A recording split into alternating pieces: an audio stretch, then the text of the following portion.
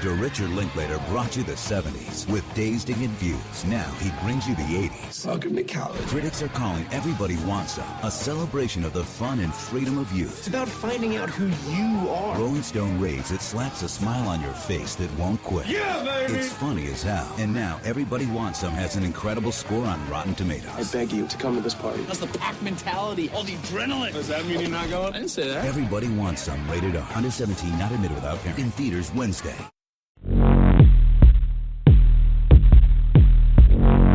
This is Cinema Savants. Very bad feeling about it. Your hosts today are Lee Vowell. That neighbor's not safe outside the show. And Todd Vandenberg. I don't scratch my head unless it itches, and I don't dance unless I hear some music. I will not be intimidated. That's just the way it is. The greatest guys in the world.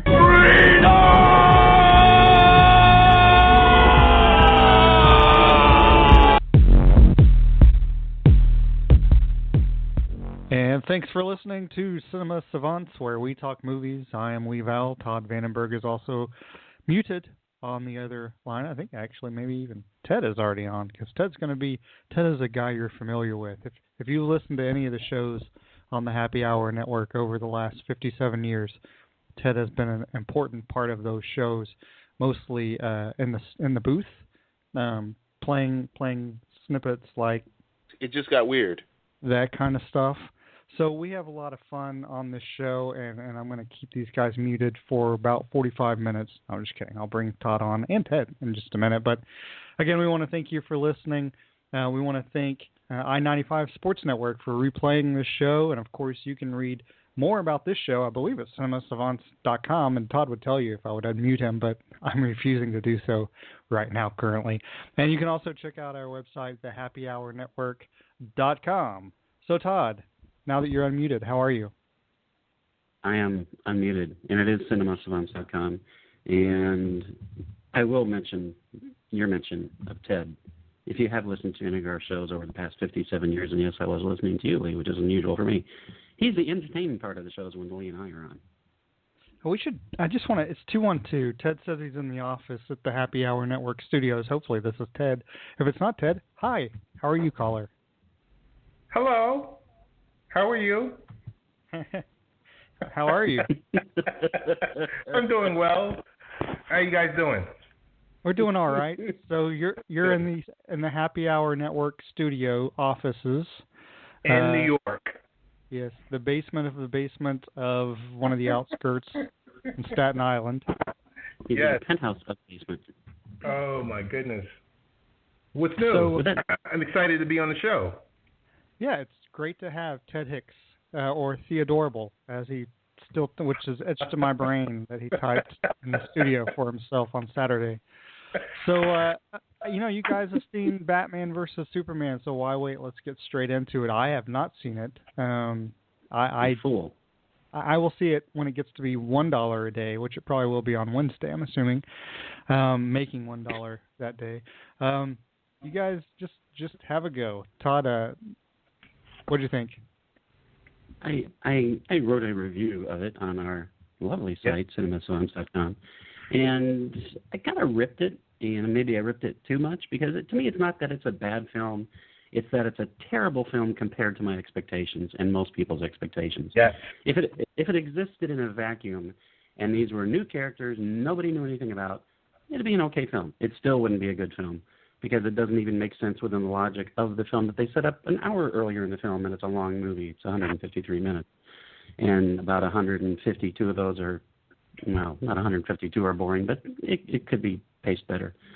So it's not a terrible film by any means. It's just that compared to expectations, it's very disappointing. And I think that's the issue. And it would be hard to meet the expectations, but it's not impossible, because I'll just point to almost all of the Marvel Studios films, which somehow apparently meet expectations, in some cases, like with Ant-Man, exceed expectations. I bring up Ant-Man because there's a great article, and we'll bring it up in a while, on a website, which I will not bring up yet, and I will not credit the writer yet, because we'll bring that up later. But Batman v Superman, Yawn of Justice, and I did not misspeak, it is the Yawn of Justice, did really well in China, but not as well as it was expected. Matter of fact, it barely beat out Ant-Man's opening weekend. in China. To me, that's an issue. When DC Warner's has, I mean, this is their gem. This is the movie they've been building to forever, not Justice League. It's the first pairing of their two iconic characters that have been around for, 70 years? And Ant-Man almost beat it at the box office in China, and that's a huge market. So I think they have big issues, and it goes beyond the artistry of the film, because this thing is just a setup to make 50,000 other movies, and it's just they're running the printing press with all the money. And I think they threw a big monkey wrench in it, because it's making a lot of money, but it dropped off a lot every day because word of mouth is getting out. The critics' reviews are out there. Nobody cared about the critics' reviews, but it's the word of mouth that it's getting out there. Everyone's friends are saying, yeah, it was okay, and everyone else is thinking, wow, only okay, really? I think I'll skip it, or I'll wait until it's $1 to go see it. So, Ted? Yes. I want to start off by saying, Todd, that was an excellent review. Even though it was, you were correct. You did beat it up. It was negative. Regardless of that, just as you mentioned, you were dead on. Two iconic characters. This sets up everything else. So this one movie sets up the preceding 9 films that are slated in the queue through 2020 or so. Todd, you were correct once again. $170 million made in North America and overseas in 66 markets. Another $254 million. So that means roughly just under $425 million in that first weekend. And the question is, what's going to happen in week 2? If this is the best that you have, what's going to happen in week 2? I think they were smart to put it out based on the competition, because I think they were going originally about a year ago. They were, and this is really more on the business behind the movie. They were going to pair it up against Captain America: Civil War, and someone smart in the DC office, Warner Brothers DC office, said this would be a bad move. So They looked at available dates, and this was the best possible date. In getting to the movie, I saw it twice. Because the first time I saw it, and as you guys know, it was through, I was invited to a screening on Thursday morning. It was unfulfilling when I left the theater. But I think what you said was, if you're comparing it to Avengers, you're comparing it to Marvel/Disney, you can't. DC and Marvel, it's always been that way. But my expectations, like everyone else's expectations, were so high, and it was so hard to meet. But those expectations are similar to Star Wars and to the Avengers, and and the other movies that have come out behind that. I mean, think about it. Iron Man started everything off. So I kind of think they're trying to follow the Iron Man route, but there's a lot of different problems.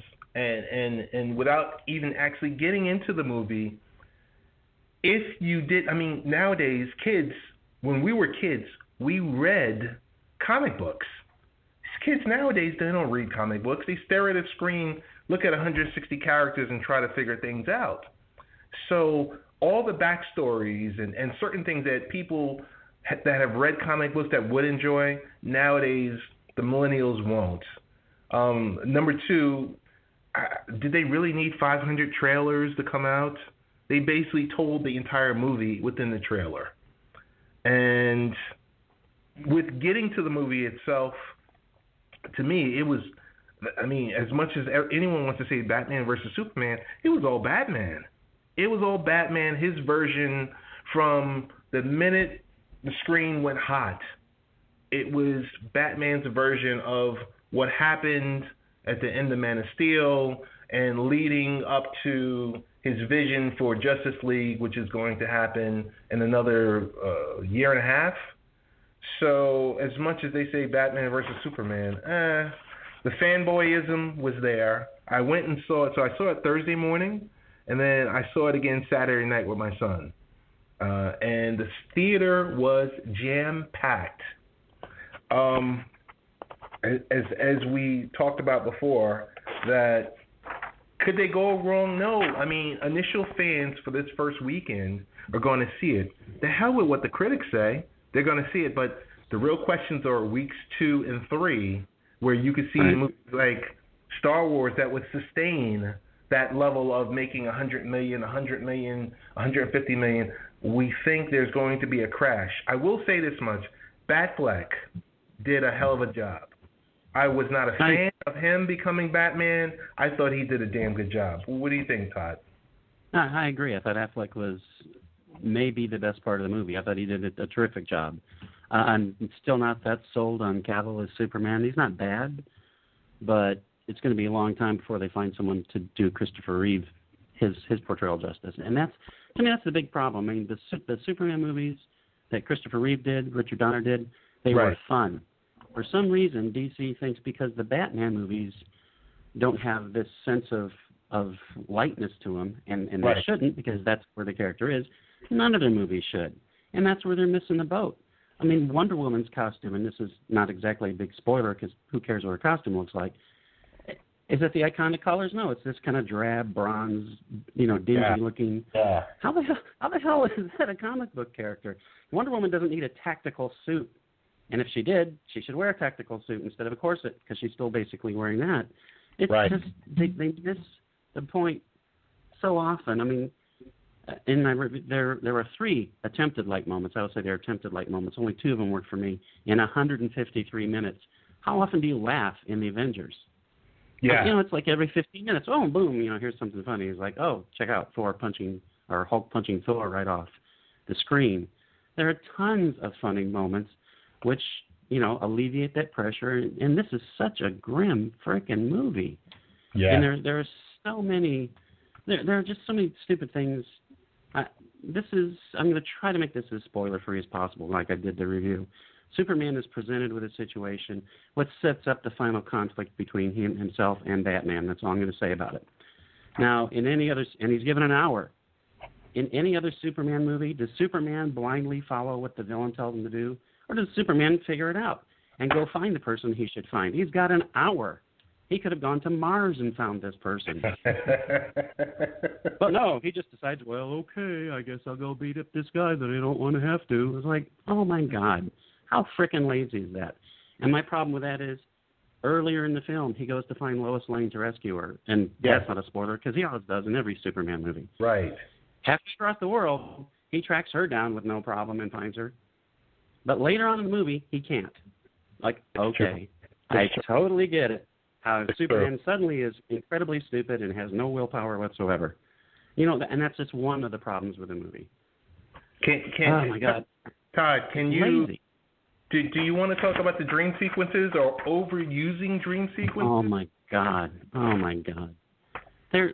All of a sudden, Batman is a freaking psychic. I mean, this isn't Doctor Strange v Superman, is it? He's got these bizarre-ass dream sequences. He gets a warning from what apparently is, well, let's say just one of the future Justice League members. Mm-hmm. And it makes no sense because that person is telling Batman that he's been right all along and blah, blah, blah. And it's like, okay, because he's really sending two conflicting things because basically he's telling Batman that, yeah, you're right, Superman's evil, you should kill him because that's what Batman thinks. That's not a spoiler, everybody knows that. Right. Why would the Flash come from wherever he's coming from? Okay, sorry, it's the Flash. Why would he come from and tell him that? Because obviously that's not true, because obviously Superman's not evil. And if he's talking about a different character, why would he tell Batman he's been right all along? Because all Batman was focused on was Superman. He wasn't focused on any future threat. So it's David Goyer, who was one of the screenwriters in 2005, was quoted as saying, if we ever do a Batman versus Superman movie, that means we've run out of ideas. Right. Okay, buddy. Clearly, you ran out of ideas because this is the most lazily written thing I've ever seen. I mean, my friend and I, when we were 6 years old, came up with better scenarios than this. Hey, can I interrupt for a second? No, you may not. First of all, it's not Marvel the problem. This was actually produced by Tom Carvel Productions, first of all. Okay. Secondly, I missed the whale. You actually just brought it up, which was a question I was going to ask, which is, have we run out of ideas? Because we have Batman versus Superman, and we have Captain America, Civil War. So we have two guys we like fighting each other, kind of. It's like, have they just run out of ideas? There's no bad guys out there, so they have to fight amongst each other now? Nah, I don't think so, because most of these were original comics that were created, 15, 20, 25 years ago. It's just a different arc on storyline. Yeah, and basically this film, they blended two of kind of iconic comic trade paperbacks together. I don't to say what the second one is, but largely based on Batman: The Dark Knight Returns, where he's an older Batman and he fights what he sees as Superman, and they completely ignored the basis of that. They threw it away and just turned it into a cheap thing where Superman is blackmailed into taking on Batman. Yes. Instead of Superman in that comic, he's assigned to take on Batman by the President of the United States because he's a threat to security. That would have been a much more interesting take on it. But, of course, we can't get too – they try to get political, and it's really mishandled, poorly done. And then it doesn't matter in the end anyway. So it was just – that was all wasted time. That was completely ridiculous. Can I jump in on the fact that, okay, I didn't read that, well, I was hoping for a post-credit, kind of like, the goodies you always receive from Marvel. And if you think about it, the post-credit happened in the middle of the movie with the dream inside of a dream, where you're sitting here, you're like, wait, what the hell just happened? And it was full geekdom in that Thursday morning viewing that I was watching. I said, wait a minute, what just happened? Immediately I said that should have happened at the end of the movie. But since they don't want to be like Marvel, they're going to slam it somewhere in, totally inappropriate, but they're going to slam it inside the middle of the movie. And that will probably be DC's take on post-credits. Though they're saying, oh, no, there are no post-credits. That was a dream sequence inside of a dream sequence, which made no sense. None. It was ham-fisted. I'd just say that Batman develops a weapon. Of course he does, because he's Batman, to use against Superman. And anybody with a brain, which should count Batman, right, would have just taken that weapon, same weapon he used, just a step further. Like, I'll just put it this way. If you find out, and this is not what he did, but if you find out that, like from Unbreakable, their weakness is water. So if you throw water on them, they get weak. Wouldn't you, lock them in a tank of water? I think Batman is smart enough to figure that out. Why didn't he do that? Because we didn't think of that, and that makes it a little more complicated, and we'll just go with what we went with. And it's just, there's so many problems with it.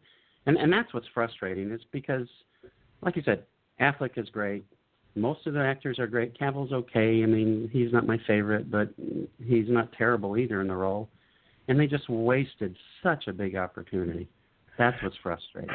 Here's an alternative method, and I'm not a film movie maker, and neither are the two of you. Well, not that I know of, that you guys are film movie makers. Just adult films. Just adult films. After midnight, Lee. I'm not saying... There's a lot of soft ice cream, you know what I mean. I'm not saying 153 minutes is too long or too short.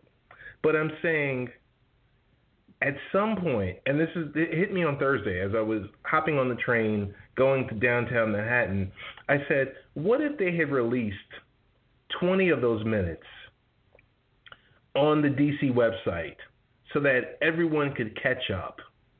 So there would be no interaction between Bruce Wayne and what's the name, Clark Kent. Like the certain early pieces of the story that you had to tell, we had to go through again, Bruce Wayne's parents being killed. How about they release those first 20 minutes on the website, on the DC website, and that way you can get into the business of the movie and enjoy it. That's what I'm thinking. Yeah, that's really seriously, Ted. That's really interesting because not only do you make the film a tighter film, and you've built even more anticipation for it. You would hope if the footage you put out is entertaining. Now the movie's shorter. Now you can cram another viewing in. Right. That's even more money. Right. Yeah, maybe they'll go for that in that way. But it's just one portrayal I did leave out is Jesse Eisenberg. He's more of a Heisenberg in this film than a Lex Luthor. Yes. He's so, and he's not. He's so over the top. He's manic. He's crazy. It's like they thought, hey, watch Jim Carrey play the Riddler, and then watch Heath Ledger play the Joker, and we want kind of a mix of those characters. He's nothing like any Lex Luthor character you've seen, and in a way that's okay because this is their own new universe, their own reboot. I mean, clearly because Batman is so much older, he's been doing it for 20 years, so they've completely thrown away the Nolan Batman universe. It doesn't exist anymore. Right. And I can see that. That's fine. You have to reboot from where they left off because you couldn't really start where they were. But Luthor has never been portrayed as this coked up, where's my Adderall type guy. I mean, he's nuts. Right. He's so over the top nuts. He's always been so cold, calculating, et cetera, et cetera. It didn't make a bit of sense to me. Not a single bit of sense at all. And why did they shave his head at the end? Spoiler alert, they shave his head when he goes to prison because Lex Luthor prison doesn't every movie. Who cares? What, do they shave everybody's head? Do they have a lice problem in Metropolis for some reason? What's going on with that? Because they had to have the iconic shaved head Lex Luthor at the end. Just like, why? Why that way? I mean, it's just, oh my God. Again, it's like, and Snyder is the worst. He constantly talks about the mythology of the characters, blah, blah, blah. It's like, maybe you should read a couple of the comics if you're going to prattle endlessly about the mythology of the characters. Because clearly you didn't pay any attention to the mythology of the characters.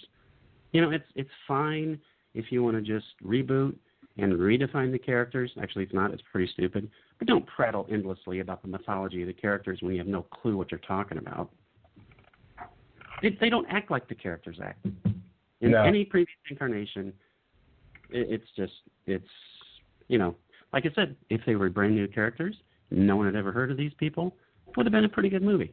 Yeah. Not a great movie because even in the context within the film, they don't act consistently. But compared to the expectations, it's a big, big disappointment. Todd, I'm holding out hope because Bryan Cranston is signed up to play some unspecified role. I'm hoping he does take on the Lex Luthor character, meaning the father that they kept mentioning. He would make a good Vandal Savage, though. That'd be kind of cool. They'd have to CGI the hell out of him, but he'd make a cool Vandal Savage. I can see him doing that. Seriously, he would be a phenomenal Luthor, of course, but seriously, there's tons of characters that he could, outside of, he probably couldn't play like Supergirl, but other than that, he would be really good in almost any role, in anything. He's a terrific actor. Hey, I will. One issue I do have, which we couldn't affect change on, the fact that if you are watching The Flash on CW, and the fact that there's a new Flash within the TV and the movie universe are two different universes. Right. Me personally, Grant Gustin as the Flash, I think would have been perfect on TV and also in the movie because the story is already built up. Yep. The character is already built up. To me, the Flash on the TV show is not that great. I mean, it's okay. But he does a really good job. I totally agree. He would be really good. But again, the costume. How crappy is that costume? It's like, come on, make the costumes right, DC. They don't all have to be dark. Why is the DC universe all goth? You have one freaking character like that. They're not all like that. Wake the hell up, Jesus. I mean, can you tell that it's red? It's so damn dark. Well, it's not red. It's like a deep, deep Corinthian burgundy. Like, come on, just give him a red suit, for God's sakes. And stop making it so baggy, too. Is it that, or is he just so skinny? Yeah, he is so thin. Spandex hangs off him. It's incredible. Oh. It is good. He is very good as the Flash. I do enjoy him a lot. He's fun. Good. It's the TV show is light. Right. It's campy. It's funny. And you know what? Maybe they should follow. I mean, I understand Batman is dark. He's brooding. He's always pissed off. He's you know, the weight of the world is on his shoulders. I don't know. That opening scene, I couldn't get out of my mind. Even though we saw Batfleck, I kind of saw Michael Bloomberg, just jumping out and. I know someone was complaining that he was so big and bulky. Why does he have to be so big and bulky? It's like, no, because he's been being Batman for 20 years. He got a little thicker. Right. Yeah. I mean, that's the way it goes. Yeah, and it's a great point. DC, their TV shows are much lighter than their films, and why they decided that this is the way they have to go, and this is why they have to separate the two entities, is, you know, there's so many characters that they won't allow on the TV shows because, no, we're going to save that for the movies. Oh, my gosh, really? It's like, fine. And is it working for them so far? Well, yeah, I guess, although apparently from what you read, they were a little disappointed in Man of Steel. I don't have the numbers in front of me, but obviously it did huge. But they had expected more. Just like this, they had expected a little more for this. I think they're going to wind up being pretty disappointed because I don't think it's going to come close to touching Deadpool, and Deadpool is not Marvel Studios, it's a Marvel character, and it's just amazingly, Fox finally got one right. I think because they finally listened to the creators instead of the suits. Deadpool now has the all-time record for an R-rated film worldwide. Yes. Deadpool. How second-line character is that for Marvel? $745 million, Todd. Deadpool. Yeah. Since its February debut. Exactly. And I find it pretty hard because B versus S isn't a success until it hits the 1 billion mark. And I don't know if that's 1 billion North America or that's 1 billion global.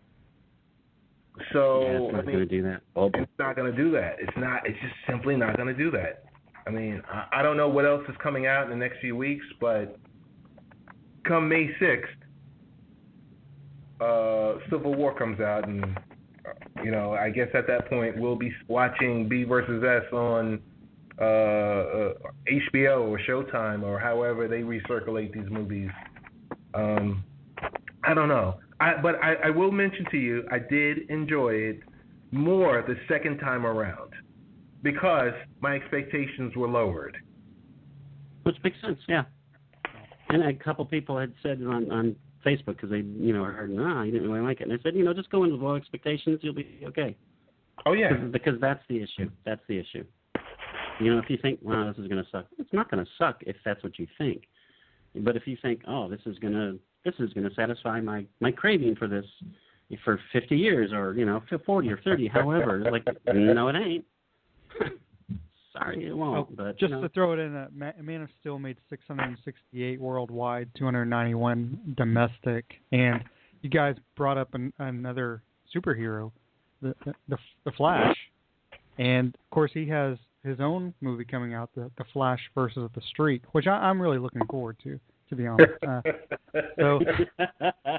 But we're almost out of time. So, and Ted, if you can hang on for just a few more minutes, where you brought up what's coming up in the next few weeks, as far as what's out there that's going to take money from Batman v Superman. On Friday we have April Fool's Day. We have God's Not Dead 2. Okay, and then we have Meet the Blacks. Oh, so that's what it's called. It's got Mike Epps in it. Black family is getting out of Chicago in hopes of a better life after Carl Black, Mike Epps, comes into some unexpected funds. He takes his family and leaves the hustling lifestyle. That's basically all it says. And then, why does it always have to be black or white? I didn't make the movie. I think it was Jack Black. Lee Rolls. Jack Black. I think Lee changed the title too. And then Miles Ahead, which is a film I'm really looking forward to, but obviously it's not going to be a blockbuster. It's got Don Cheadle as Miles Davis, which is like perfect casting. Yes. And then April 8th have a movie called The Boss. I don't really know what that is. And then Hardcore. Yeah, really.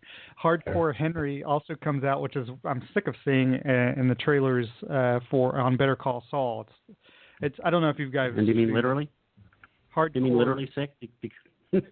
Yeah, basically, pretty much. But Hardcore Henry is like you're the person, and everything that's happening. It's like a very violent film, and everything you are the person that's shooting and the first doing whatever else is going on.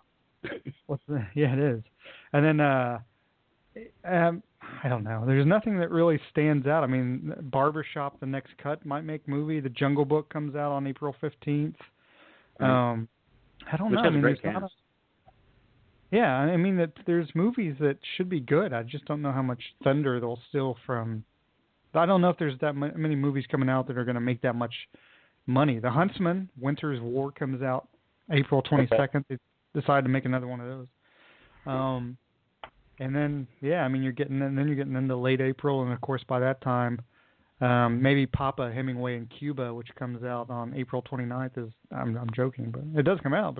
And then you get into May 6th, which is when Captain America: Civil War comes out, and then followed by a bunch of stuff.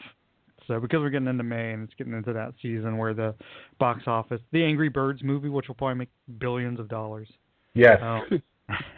And Neighbors 2, Sorority Rising, as well. Yeah. Neighbors 2? Really... Neighbors. It's called Neighbors 2, nice. Sorority Rising. Oh, God. Nice. Exactly. And X-Men Apocalypse, May 27th. Don't you think Angry Birds 2 should be like a 10-minute movie, and they just show it like on a loop so they could get like 80 showings a day? That'd be perfect. That's it.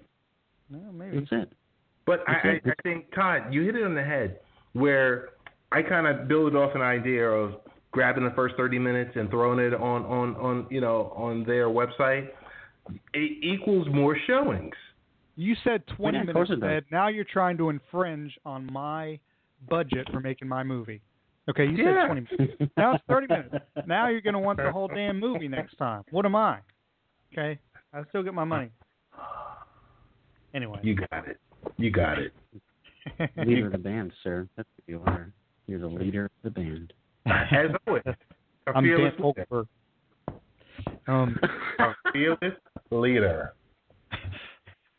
So that's our show, because it's a short show, but I thought it went really well. That's it. It's because none of our listeners did. I learned a lot. Yeah, well, hopefully we had listeners. Do you guys have any final words? Thanks again to Ted for being on. Yeah. I do. Hey, did we talk Wonder Woman? Did you think she was in it too much, too little? What do you think, Todd? I don't think she was in it. Was she in it? Did they reveal anything about her character other than she likes to fight? There was no point in having her in that movie the way they portrayed her, because they did nothing with that character. Right. She's a cipher. You don't know a damn. Oh, her name is Diana, and she kind of likes to fight. That's all you know about her. That's it. I mean, Dirty Diana. What a Lee's latest midnight shopping. So that's it. So everybody who listened, according to Blog Talk Radio, probably -6. Thanks for tuning in. And we are back. We're back next week. Is it Jen Chaney that's on with us next week? Yeah, Jen Chaney will be back next week, and we will talk movies with Jen Chaney, who writes for Washington Post Online and Vulture, and you can also find her on the Twitter at Chaney Jen. And again, Ted, thanks for tuning in and being our guest and making the show a lot better, because I would have had nothing to add. So anyway, that is our show. Ooh, that's a bingo.